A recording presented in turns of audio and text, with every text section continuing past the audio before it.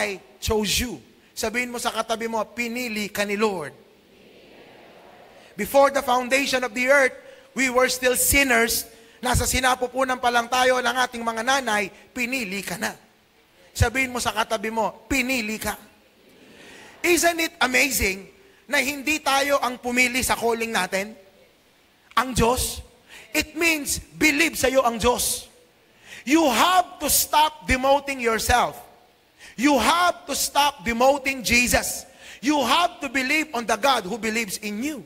Sabihin mo sa katabi mo, naniniwala ang Diyos sa'yo. Pwede bang kamayan mo yung katabi mo, sabihin mo sa mo, hello, millionaire. Naniniwala sa'yo si Lord. Ang tanong, naniniwala ka ba? Sabihin mo yung katabi mo, hello, multitudes. Taas sa kamay. Babae, lalaki, hagurin mo yung likod niya, sabihin mo, hello, Donya. Amen? You have to believe on the God who believes in you. Tinawag ni Lord si Abram, 75, baog matanda na, pero naniniwala si Lord, hindi ka lang magkakaanak, magiging father of multitudes ka. Sabihin mo sa katabi mo, your harvest is coming. I chose you. You did not choose me, Pastor. Sablay ako. Pastor, nagkamali ako. Pastor, palpak ako. It does not matter. Hindi nagkakamali ang Diyos. Pinili ka pa rin ni Lord. Come on! Kaya mamaya, mag-selfie ka ng masaya. I-post mo, ako ang sinayang mo. Pinili ka ni Lord. Somebody say amen? I chose you. Pinili ka ni Lord. Tapos ang usapan. Amen? Sabi niya, I chose you, amen, and I appointed you. Tama? In-appoint ka ni Lord, in-anoint ka ni Lord. Why? To go and produce lasting fruit. Amen? So that the Father will give you whatever you ask using my name. This is my command, love each other. Ang design mo is to become fruitful. To become fruitful, you need to remain in God. At ang sabi niya, para mamunga ang isang puno, meron siyang pinuputol at meron siyang binabawasan. Somebody say amen. May pinuputol at may binabawasan. Ang isang halaman po, amen? Ang isang halaman, para yan ay maging fruitful, para yan ay mamunga, dapat rooted yan. Malalim ang pagkakaugat niyan. Amen? At kapag malalim ang pagkakaugat niyan, yung mga ugat niyan gumagapang, naghahanap ng tubig, naghahanap ng minerals, naghahanap ng vitamins. Somebody say amen. Kung gaano kalalim yan, at kapag yan nakatanim sa tabi ng batisan, abay, malakas, mabunga, matatag ang halaman na yan. Somebody say amen. At kapag kumuha ng tubig yan, yung mga ugat niya, kumuha ng tubig, yung tubig aakyat sa halaman. Amen? Pupunta yan sa mga branches. Pupunta yan sa mga dahon. Somebody say amen. At yung excess, somebody say excess. Yung sobrang minerals niya, yung sobrang vitamins ng tubig, na-replenish niya na yung kanyang bark, yung kanyang katawan, na-replenish na. Na-replenish na yung vines, na-replenish na yung green leaves. Kaya berde, healthy. May natira pang minerals. May natira pang vitamins. Yung natirang puwersa, yun ang nagiging fruit. Somebody say amen. Kaya kapag hindi ka malalim, walang extra, wala kang fruit. Kaya anong gagawin ni Lord? Sasabihin ni Lord, ang lalim ng pagkakaugat mo, ang may tubig sa tabi mo, bakit wala kang bunga? Anong gagawin ni Lord? Naku, itong branch na to, sobra. Imbis na mapunta sa mga bunga, ang minerals na pupunta sa branch na to, puputulin yan. Kasi kung may ibang kumukuha, taas ang kamay, hagurin ang katabi, hiwalayan mo na, baby. Kumukuha ng vitamins. Somebody say amen. So, yung tubig, imbis na mag-produce ng bunga, napupunta sa branch na walang kwenta. Somebody say amen. Taas ang kamay, hagurin ang katabi, itigil mo na yan. Alam mo, marami rito, fruitful ka na sana.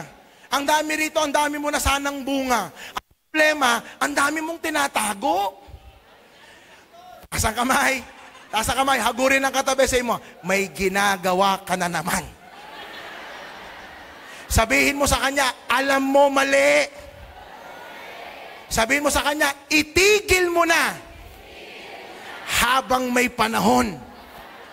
Pag binuksan mo ang Facebook, ang daming mga taong pinag-uusapan natin. Pati si Carlos Yulo pinag-uusapan natin. Pinag-uusapan natin ang kapalpakan ng iba. You know why? Na-expose na eh.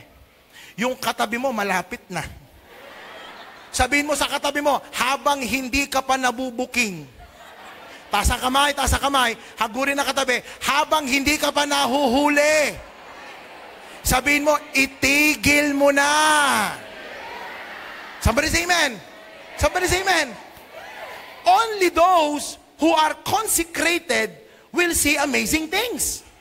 Kaya sabi, consecrate yourself and you will see amazing things. Pag wala ka lang nakikitang amazing things sa buhay mo, pamilya mo, ministry mo, hindi ka na consecrated.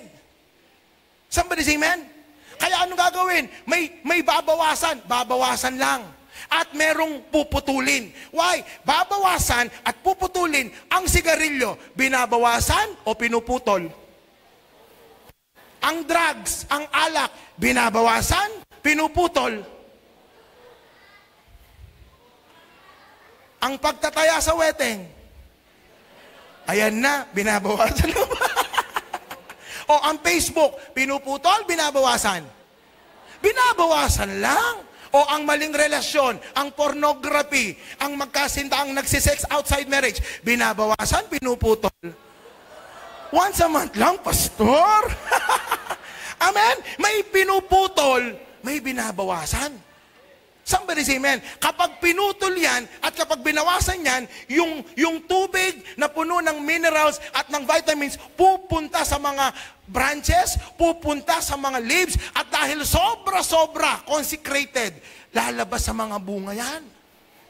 Result is very important. Result matters. If there is no result in your life, there is no demand on your life. Kapag may resulta na ang buhay mo, sa trabaho, sa negosyo, sa ministry, pag may resulta yan, magkakaroon ng demand sa buhay mo. Kaya ang sabi niya, I chose you, I appointed you, but I have to prune, I have to cut. Why? So that you may bear fruit. Sabihin mo sa katabi mo, hindi ka seedless. 3 fruit ang kailangan mong ipakita. Una, fruit of the Spirit. Tayong mga Kristiyano, dapat may fruit of the Spirit. Somebody say amen to that. Ano yan? Love, joy, peace, patience, kindness, meekness, gentleness, faithfulness, and self-control. Fruit. Abay, araw-araw kang nananalangin, wala kang fruit. Somebody say amen. Sabihin mo sa katabi mo, ang totoong nananalangin, nagbabago. Taas ang kamay. Hagurin ang katabi. Sabihin mo, mainit ang puso, malamig ang ulo. Abay, may nakita ako eh. Ang ganda. Ang problema, yung nagdadrive, red light na, nilalagpasan, busina ng busina. Tapos yung sasakyan, may praise the Lord sa likod. Sabi ko, yung sasakyan, born again, yung driver, hindi. Araw-araw ka nagpipray, di ka nababago. Ang totoong nananalangin, spending time with Jesus, yung attitude, character ni Jesus, natatransform sa'yo yan. So ang totoong Kristiyano, bago mo pakinggan, tignan mo ang fruit. Amen? The second fruit, anong ipapakita mo? Yung fruit of our labor and success. Amen? Ang totoong nananalangin, humuhusay at gumagaling. Tumatalino yan. Kung merong mga milyonaryo sa aklan, dapat mga Kristiyano sa aklan. Come on, hallelujah. Amen? Imposible kasi na sabihin mong ikaw ay spiritual, nagpe-pray, nagdi-devotion, pag walang bakas ng tagumpay sa buhay mo. Amen? Kailangan nyo pong malaman that the Lord is expecting fruit from you. Sabihin mo sa katabi mo, huwag kang selfish. Kapag hindi ka umunlad, hindi umayos ang buhay mo, you're so selfish. Maraming nakadepende sa'yo. Amen? The third fruit is lasting fruit. Una, yung fruit of the Spirit, nababago ang ugali, ang attitude at ang karakter, bumabait. Ikalawa, humuhusay, gumagaling, umuunlad ang buhay niyan. Somebody say amen? Ikatlo, merong lasting fruit. Somebody say lasting fruit. I am a result of this vision. The vision of discipleship. I am a result of mentors. My mentor is Pastor Rodel. Amen. And he mentored me. And now, right now, I have this opportunity and privilege to be mentored by Bishop Oriel. I am a result of mentoring, of mentors. I am a result of these conferences. Amen. At yung mga itinanim sa akin, namunga. Bro, can we show the picture? Dito po nagsimula ang simbahang ating pinapastorahan right now. The name of our local church is CSLG, Christ Son of the Living God. Alam ko po ang pakiramdam ng isang maliit na simbahan. Yan po ang aming simbahan. Garahe lang po. In fact, Pastor Herbie nag-preach na po dyan. Kami po ay 30 on that time. Amen, 30, 15 yung praise and worship, 5 yung ushering, 10 ang nakaupo. Alam ko po ang maliit na simbahan. Alam ko po ang walang alam na pastor. But because there is a vision, somebody say vision. Amen? Natutunan po namin yung vision, ginawa po namin, we choose the 12, we train the 12, we send the 12. Eh dahil 30 lang kami, pumili ako ng 6 na babae at 6 na lalaki. Sila po yung aming i-disciple.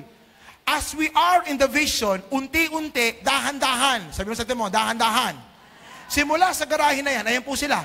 Amen? Lumipat na kami sa kalsada. Lumaki na po kami.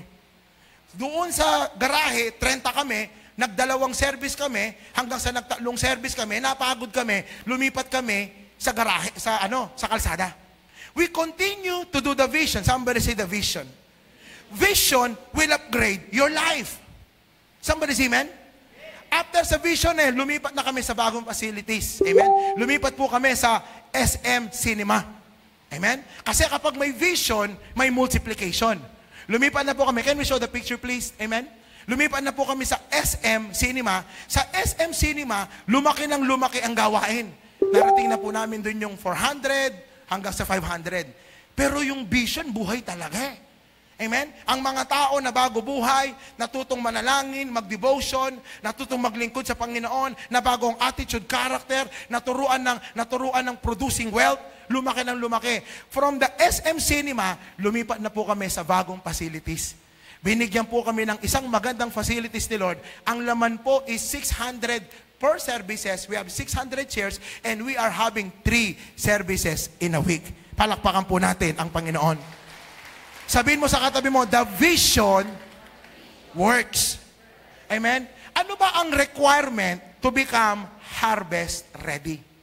There is no problem in the harvest, but the question is, are you ready for the harvest?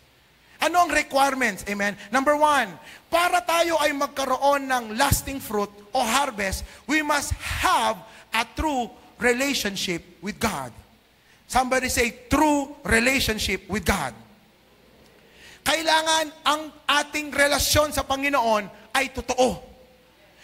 Hindi po, the presence of God is very expensive. Somebody say amen. Sabi mo sa ito mo, expensive. The presence of God is not cheap. Hindi yung mananalangin ka lang, bababa presence ni Lord. Hindi po totoo yan. Hindi yung magwo-worship ka lang, bababa yung presence ni Lord. Hindi po. Hindi yung magbabasa ka ng Bible, mararanasan mo si Lord. Hindi po. Mararanasan mo siya on a personal level, magkakaroon ka ng peace, magkakaroon ka ng joy, okay yun Pero hindi yun ang kasakdalan nun. Because to encounter Jesus is very expensive. Dahil pag naranasan mo si Kristo, your life will never be the same again. Ang sabi po sa Psalms 24, 3-5, who may ascend to the mountain of the Lord? Sino ang pwedeng pumunta sa bundok ni Yahweh? Who may stand in His holy presence? Sino? Hindi basta-basta. Again, bilang mga man of God po, mga leader, mga tatay at nanay, hindi pwedeng wala kang presence ni Lord. If you will not encounter Jesus, you cannot represent Him on this generation. If you will not encounter Jesus, you will lie to this generation. You need to encounter Jesus on a daily basis. How? It's expensive. It's not cheap. Kaya sinong pwedeng pumanik sa kanyang bundok? Who may ascend? Who may stand in His holy place? Verse 4, the one who has clean hands and pure heart, or who does not trust in idol or swear by false God. Ang mga pwedeng tumayo lang, ang mga pwedeng makapasok lang, ay yung mga malilinis ang kamay. Somebody say amen? Yung mga malilinis ang puso. At kapag nakapasok ka, they will receive blessing from the Lord. Vindication from God, their Savior.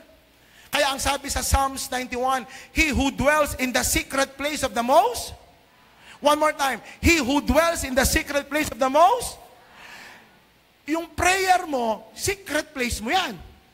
Yung devotion mo, secret place yan. Pero hindi secret place ni Lord yan. Kaya ang sabi niya, He who dwells in the secret place of the Most High. Ang Diyos, meron siyang secret place. Hindi sa'yo yan.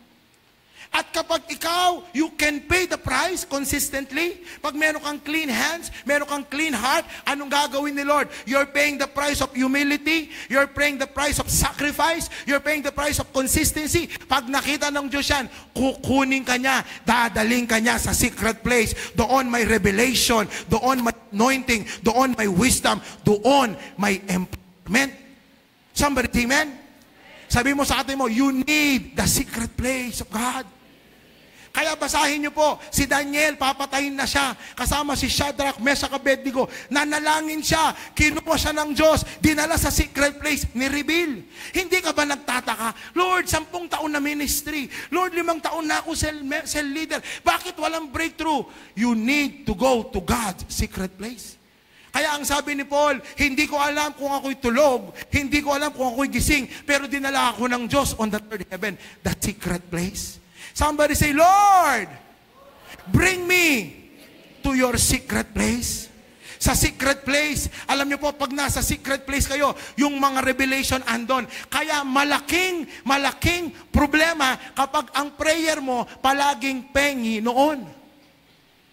Kapag tutunan niyo po ang prinsipyong ito, hindi ka na magpipray ng pera again. Pag hindi mo nakuha ang prinsipyong ito, ang laman ng panalangin mo, puro finances, puro resources, palaging ganon.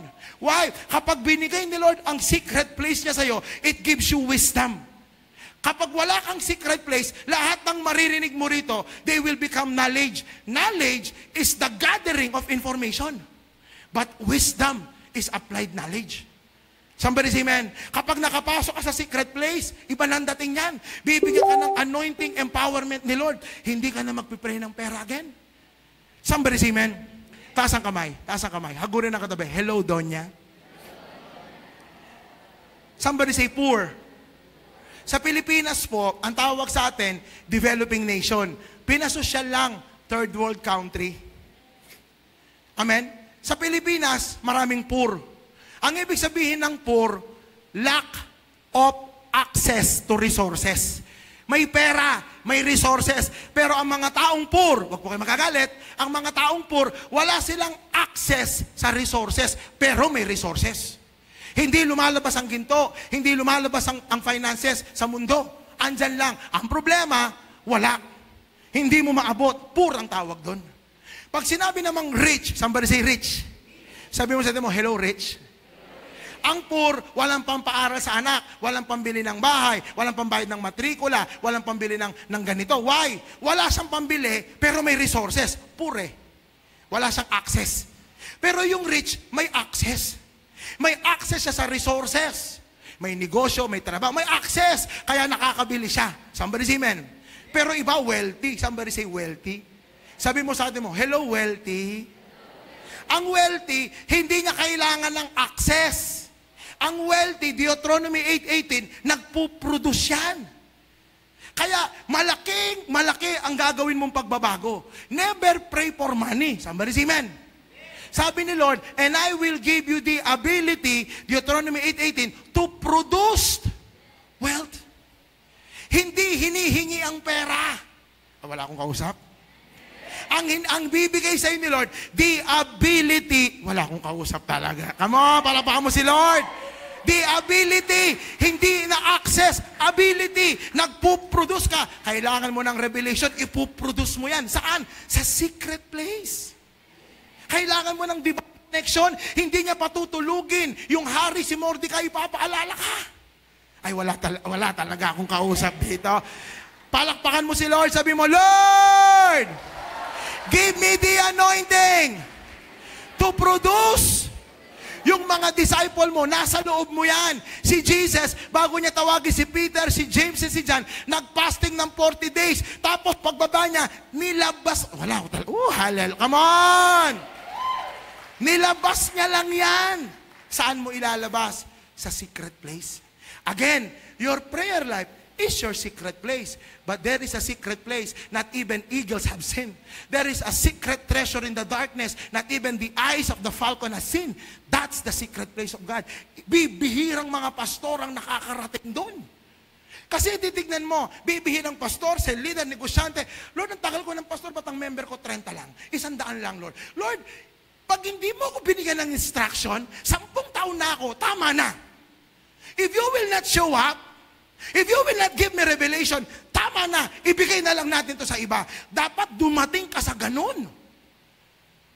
Somebody say amen? You have to say, enough is enough. If you have called me, anoint me, empower me, show me the way like Daniel, or else mamamatay ako, Lord. The anointing, the presence of God must be very important to you. More than people, more than ministry, more than family, more than gold, more than silver. Only then, wala akong kausap. Come on, the best na palakpak para kay Lord. Say mo, Lord, bring me to your secret place. Tama po ba mga kapatid? Sino rito, alam mo yung secret place mo parating na? Kaya mga kapatid, prayer life is not cheap. It's very expensive. You have to pay the price. Amen? One time, this is a true story, sa Amerika, please give me time po, amen? Sabihin nyo pag oras na, pag 20 minutes so that I know. Merong isang Bible school, yung mga nag-aaral na seminarista, tinur nila sa bahay ni John Wesley. Si John Wesley, siya po yung founder ng Methodist Church.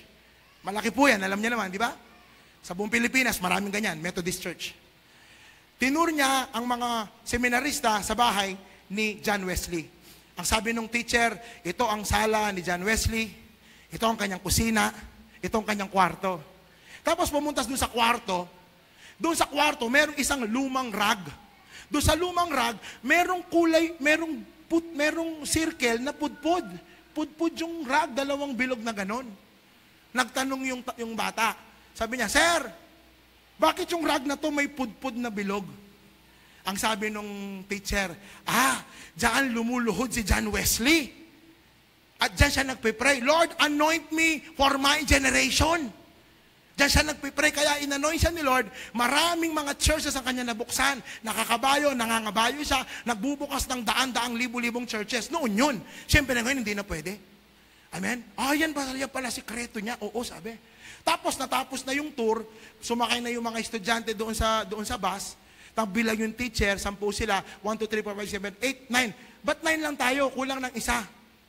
Bumalik yung teacher doon sa bahay. Hinahanap niya yung bata. Tapos narinig niya sa bandang itaas, may kalabog, may nananalangin na intensified. Pumanik yung teacher. Nakita niya yung bata. Lumuhod siya kung saan lumuluhod si John Wesley. Tapos nananalangin yung bata. Ang sabi ng bata, Lord, anoint me. Lord, do it again in my generation. Alam niyo kung sino yung batang nananalangin? Yung batang nananalangin, siya po si Billy Graham ng Amerika. Somebody say amen. Under kay Billy Graham, 20 million people were won for Christ. Why? Because of a violent prayer. Remember this, anything that money can buy, prayer can buy. Believe me on that. Kaya pag hindi ka nananalangin, hindi ka magtatagad. Without a prayer life, without the presence of God, you will collapse before Pharaoh. Lahat ng dream, may Pharaoh yan. Lahat ng promised land, may Pharaoh yan. Harap ka kay Pharaoh. Pag wala kang encounter kay Lord, pag wala kang burning bush, magko-collapse ka kay Pharaoh. Somebody say amen. Taas ang kamay, hagurin ang katabi, sabihin mo, ang tuhod mo, ang puhunan mo. Somebody say amen. I'm about to end. Nasa number 1 lang ako. 30 points po ito eh. Kapag tinawag ka ni Lord, lahat ng tinawag, magtaas ang kamay. Kapag tinawag ka ni Lord, the first thing that God will give you, Lord, the first thing He will give you is not vision, it's not empowerment, It's not wisdom, it's not knowledge, it's not understanding. Pag tinawag ka ni Lord, ang unang ire-require niya is intimacy. Ikaw ang gugustuhin ni Lord. If you want all of God, His wisdom, knowledge, and more of God, if you want God in your life, He will require all of you. Somebody say amen? Gusto mo yung kapangyarihan ng Diyos? Gusto mo yung power ni Lord? Sino rito, you want all of God? The price is all of you. Somebody say amen? Ang altar na walang sacrifice, walang apoy. Sabihin mo sa katabi mo, ikaw ang sacrifice, baby. Amen? Una, you must have a genuine relationship. Number 2, make the Word of God your life's foundation. Kaya sabi niya, you have been purified, you have been pruned because of the word you've heard from me. Joshua chapter 1 verse 8, study this book of instruction continually. Meditate on it day and night so that you will be sure to obey everything written on it. Only then you will prosper and succeed. Lahat ng tagumpay sa buhay mo, somebody say lahat. One more time, lahat. Lahat ng tagumpay sa buhay mo ay resulta ng mga prinsipyo at salita ng Diyos na sinundan mo. At lahat ng kabalbalahan, lahat ng kapalpakan sa buhay mo, aminin mo hindi, alam mo man o hindi, is a violation of God's principle. Show me something in your life that is not working, and I will show you something that you are violating in the Word of God. Wala kang pera, hindi ka nagtatithes and offering, you're violating it. Hindi ka umuunlad, hindi ka umaasenso, I believe there is a dishonoring spirit. Ang sabi, honor thy father and mother and everything will be well.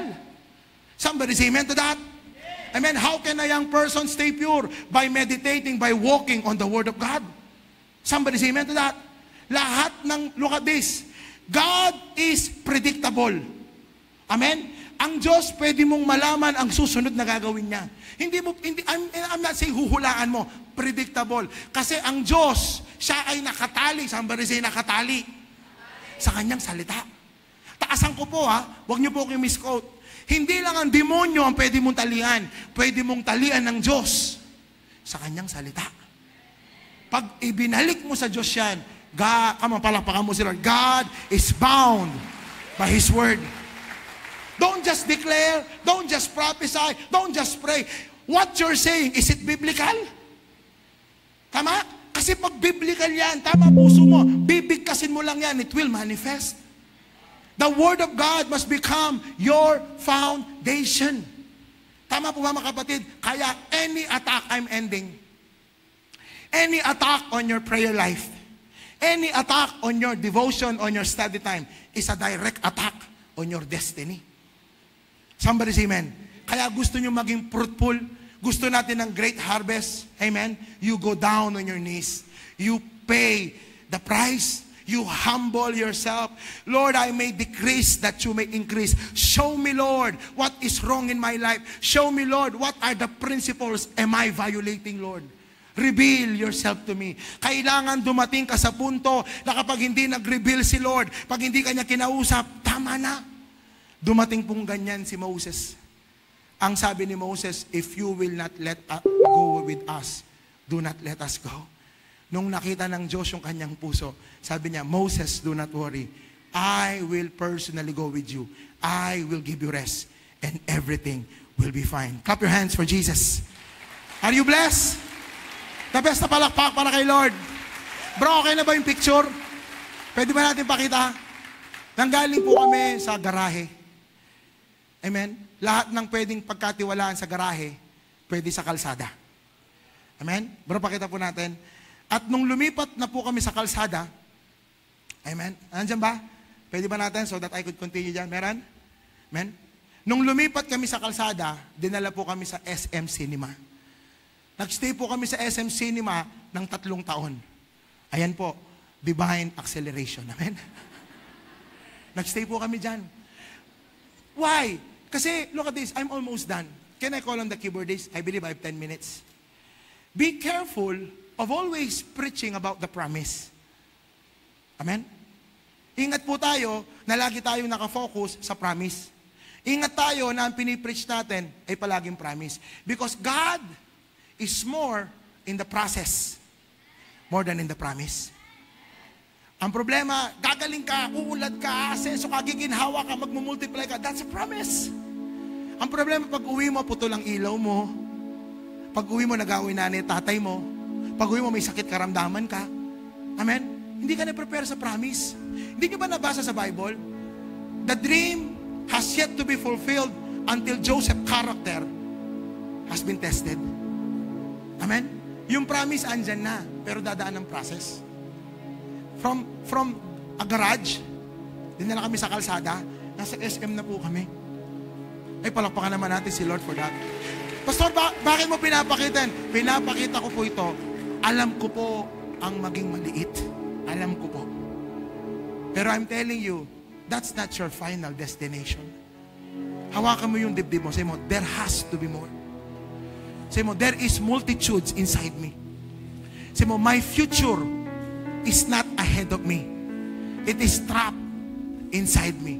Declare in Jesus' name, every greatness, every anointing, every fruit, every success trapped inside me, come out, manifest in the mighty name of Jesus. 30 seconds pray. Sakataraba kandere sanderehai. Every wisdom trap, every revelation, every anointing, every dream trap inside you, let them manifest in the mighty name of Jesus. Like Hannah, produce a Samuel, produce a Kingsmaker. 10 seconds pray. Raba sandere sandaraba kandere sandaraba. Lord, the anointing of Daniel be upon this place. Remind them of their dream, Lord. Daniel reminded Nebuchadnezzar.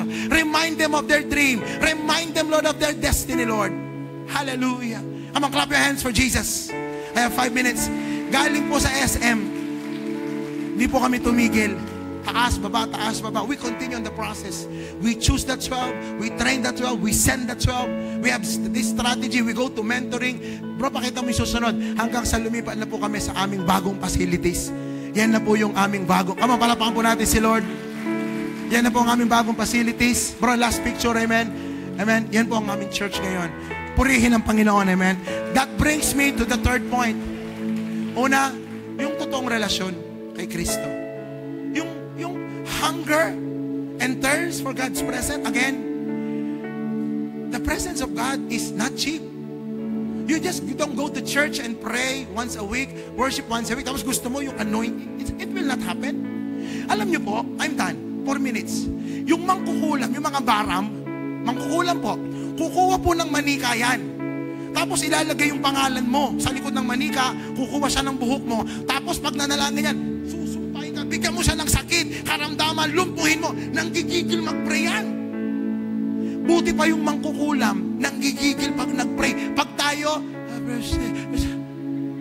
akala mo bababa present. Don't get me wrong.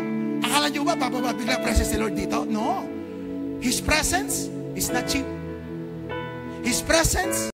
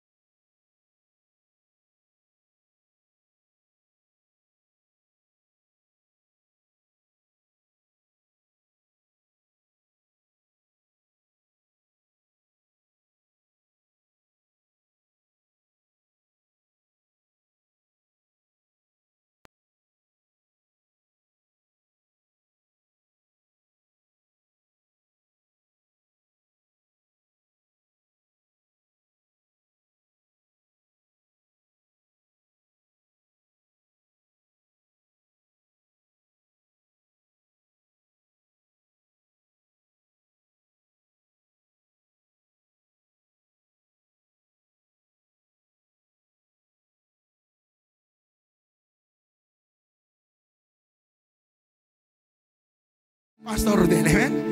Dahil hindi po ako makakarating nagabitbit ng bag ni Bishop Oriel, kundi po sa kanya. I love him. Because hindi niya po pinagkait sa akin yung next level. Isasama niya ako kung nasan si Bishop.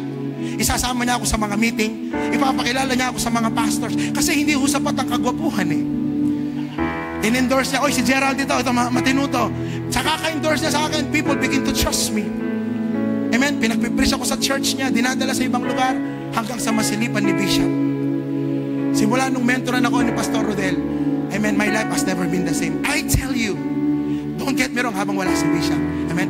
The anointing you respect is the anointing you will receive. Don't get me wrong, I don't want to sound arrogant, but your mentors, they cannot stop the flow of the anointing when you honor them. Pag in-honor mo mentor mo, sa ayaw at sa gusto niya, yung wisdom niya, knowledge niya, anointing niya, dadaloy. Wala akong kausap talaga rin. Dadalo yan. Somebody say amen? That's why show me your mentor and I can predict your future. Missional dapat yan. Why? You learn by mistakes. Mag-mistake ka na. When you learn by mistakes, you will waste a lot of money, time, energy, resources. And by the way, sa atin po mga pastor, mga nanay at tatay, mistakes are very, very expensive. Ang hirap ng isang pastor na walang pastor. Hirap yan. Somebody say amen. Tama po ba? Mistakes can delay you 5 years of ministry. But mentoring can accelerate you 10 years of your life. Somebody say amen. Sabi Ecclesiastes 4:12, I'm done. 2 minutes. 10 2 minutes po yan. Ecclesiastes 4:12, a person standing alone can be attacked and defeated, but two can stand back to back and conquer. There are, even better, a triple braided cord. Ikaw, ang mentor mo at ang Diyos, you become an unstoppable force. Come on! Isigaw mo yung pangalan ng pastor mo, sabihin mo, I love you! Isigaw mo yung pangalan ng pastor mo, sabihin mo, I love you! Hallelujah. Look at this. I'm done. Yung mentor mo at yung tamang relationship. Somebody say relationship. 1 minute na lang. Brother, please, halika rito. 1 minute. Come on. Bilis. Amen. Kailangan mo ng connect to a missional mentor and a missional relation. Look at this. Kapag maayos ang relationship, somebody say relationship. Kapag maayos ang aming relationship, ang ibig sabihin ng relationship, relate. Ibig sabihin ng relate, samahan. Relate eh. Ang ibig sabihin ng ship, somebody say ship. Ang ibig sabihin ng ship, karga. Ship is cargo. So, kapag, hawa mo to brother, kapag maayos ang relationship ko rito, lahat ng kanyang karga, kakargahin ko rin. Kapag kumakarga ng anointing to, prosperity, wisdom, knowledge, understanding, connection, lahat ng karga niya, kakargahin ko. Relation. The best na palakpak at hiyawan para kay Lord. Come on, amen? You connect. Sino rito gusto nyo lumaki simbahan nyo? May I not sound arrogant. Kumonek ka sa malalaking simbahan. Ako, nagtataka ako. Andito si Pastor Rodel, andito si Pastor Jonathan Lolo. Dapat lahat kayo pumupunta na dyan. Why? Lahat ng kakargahin niya. Wala akong kausap. Kapag may kasama kang talong milyonaryo, pang-apat ka na. Hallelujah. Amen? Kapag kasama mo mga anointed sa ayaw at sa gusto nila, you become your net worth. I'm ending. Kapalapakan natin si Lord. 1 minute. Taas ang kamay.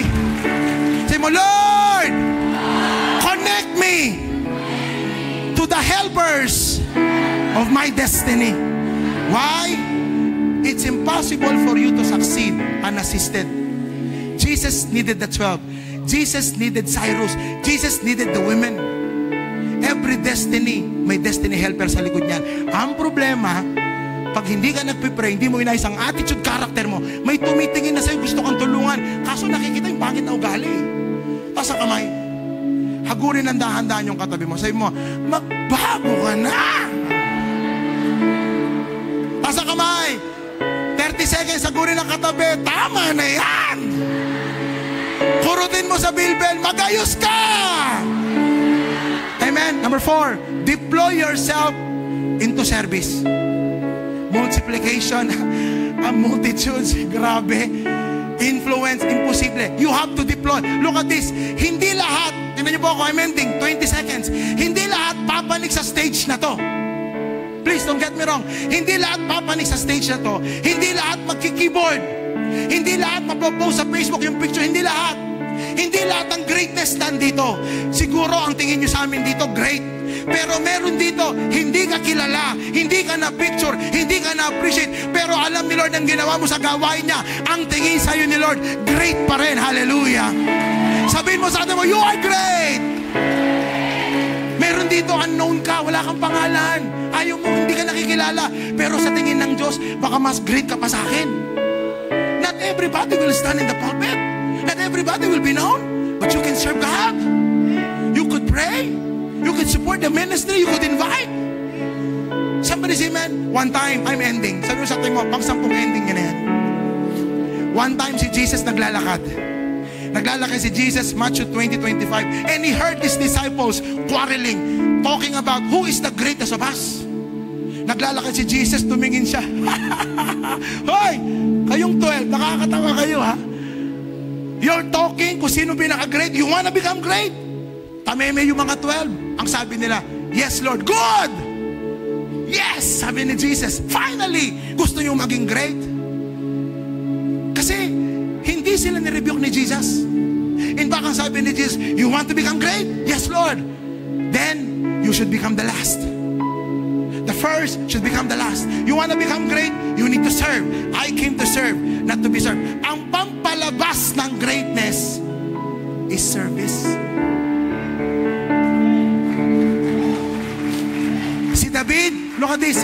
He was anointed. He was chosen by God. He was anointed by Samuel. Pero ang naglabas ng greatness niya, simpleng utos ng tatay niya. Simple. Not religious. Walang nakakalam. David, Apo tay, dalhin mo yung keso at pandesal sa mga kapitan doon. Yes tay. Simpleng utos lang. Sumunod. Hindi niya alam yung paglilingkod niya sa tatay niya. How can you serve your pastor? How can you serve a generation? How can you serve the church? Sarili mong bahay, tatay, hindi mo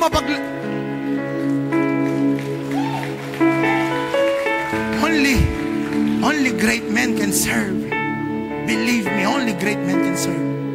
Sumunod sa tatay. Hindi niya alam yung pagsunod niya. Yun na pala yung destiny moment niya. Service, yan ang pampalabas ng greatness. Tama ba mga kapatid? Taas ang kamay. Hagurin ang katabi. Serve. Serve. Talong beses, serve. Service will open doors. I'm ending. Last ending ko na po ito. Halamakan natin si Lord.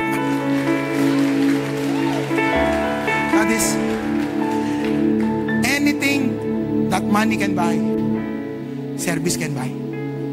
Kung lahat ng pambili mo pera, masyado kang mahirap. May mga bagay na hindi nabibili pera. One of the greatest currency of life is service. Amen? Last year, sabi ni Bishop Oriel, Gerald, kailangan mo nang kumuha ng visa para sa Amerika. Yes po, Bishop. Pumunta ako nasa Samar kami, mission. Natutulog po ako sa isang app naglagay lang ng kumot, Samar, tapos kinuha ko iPad, pumunta ako US Embassy, apply for US visa. Type lang. Nothing usual, nothing fancy. Type lang. Sinend ko, tapos nagbayad ako ng 8,000 processing fee. Nag-message ang US Embassy, ang interview mo, October, sabi. Hinayaan ko na. Amen? Tapos October, National Conference, we're assisting Pastor Cesar Castellano, kami po yung usher niya. Amen? Dati gusto kong pa-picture dun eh. Nung kasama ko sa ayaw ko ng pa-picture. I just want to become behind the scene. Just looking at Him. Just tinita ko may kailangan. Di ba pa rin nagagawa ng totoong service? You don't want to be known. It does not matter if God will use you. What matter is the kingdom is being advanced. Hindi na mali ako, makikilala ka. It does not matter as long as you are seeing the kingdom of God advancing, conquering the gates of hell. Amen? Tapos, assist po. Tapos sabi ko, Bishop, wala po bukas. Bakit? Sabi niya, interview ko po sa US Embassy. Good, sabi niya. Pumunta ako sa US Embassy. Dala ko yung passport, picture, fingerprints. Nakapila ako sa isang consul. 5 po silang andon. Mag-asawa, sabi ng mag-asawa, we will go to America. Ang sabi ng consul, why do you want to go to America? Oh, we will go to Disneyland with my children. Ang sabi ng consul, pack! Sabi mo sa atin mo, sobra ka ng kape. Pak! Sabi niya, I'm sorry, you cannot enter America. All the reasons are written there. Umiiyak yung nanay. Sumunod, magkaibigan na teacher. Why do you want to go to America? Oh, we're gonna attend this conference. Pak! Sabi niya, I'm sorry, you cannot enter America. All the reasons are written there. Yung isang negosyante, babae. Why do you want to go to America? I'm gonna explore something in the industry of agriculture because my business is on feeds. Pinakita yung mayor's permit, yung mga bank account, yung mga ano sa business niya, isang envelope, nilapag. Ang sabi nung consul, pak! Hallelujah. I'm sorry, you cannot enter America. All the reasons are written there. Pagdating sa akin, tinining. Say mo, tinining. Ning-ning. Pagdating sa akin, sabi nga, binigay ko passport ko. Wala lang, casual lang. Sabi niya, why do you want to go to America? Oh, my bishop is going to America. I want to assist him when he goes there. Oh, you want to go to America to assist your bishop? Yeah. Are you a pastor? Yeah, I'm a pastor. Do you have your own church? Yeah. Pak! Welcome to America! Ano pinambili ko doon? Service. Service. The Son of Man came to serve. Alam mo, I'm ending. Last ending na talaga yan. Lalaki po ang simbahan, lalaki mga network, lalaki movement. When there is no name, when there is no glory, where only the servant of all time, Jesus, is lifted high. Again, it does not matter if we are in the front, in the back, in the side, as long as the kingdom of God is being advanced. Palakpakan natin na matindi si Lord. Woo! Somebody say, woo! Lastly, number 5. Bro, pakita mo na sabay-sabay. Host the Holy Spirit. You want great harvest? Totohanin mo yung relasyon mo kay Lord.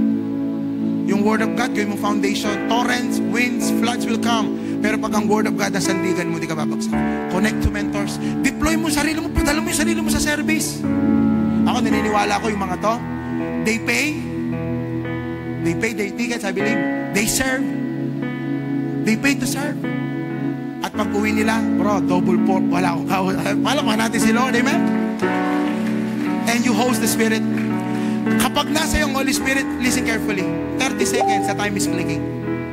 When the Holy Spirit is with you, the Lord will put a grace. The Lord will put an anointing in your life that will make people want to listen to you. Kaya nung si Jesus, nagtaka mga tao. Simpleng mensahe, nakikinig ang multitudes because the Spirit is there.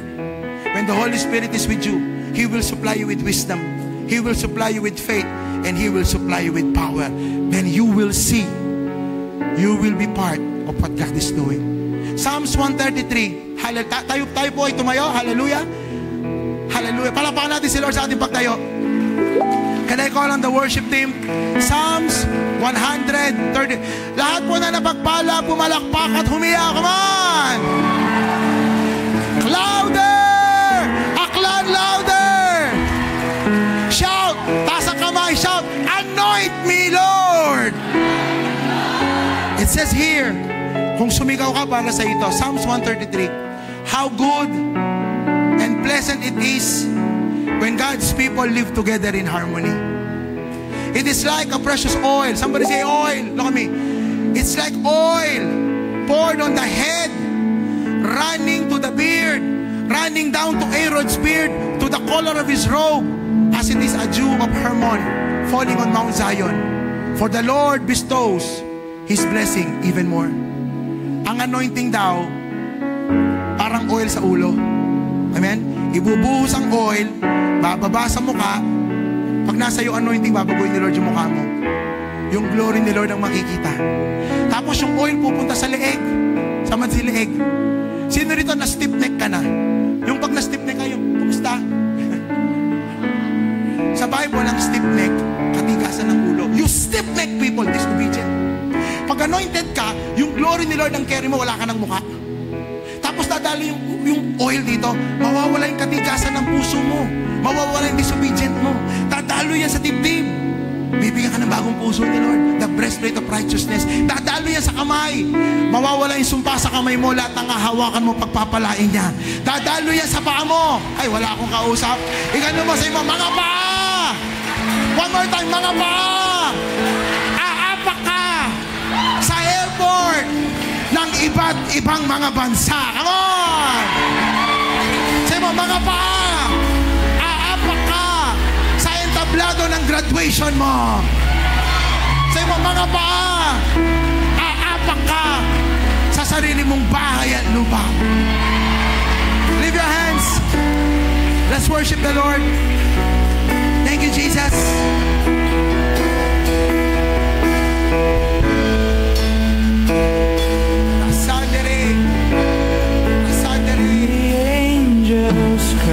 Taas ang kamay. Listen carefully. Taas ang kamay. Worship Him. Open your spirit. Sa magbilang ko ng 3, bubukas ang langit. Bababa ang anointing sa'yo. Babaguhin ang isip mo. Hihilumin ang puso mo. People say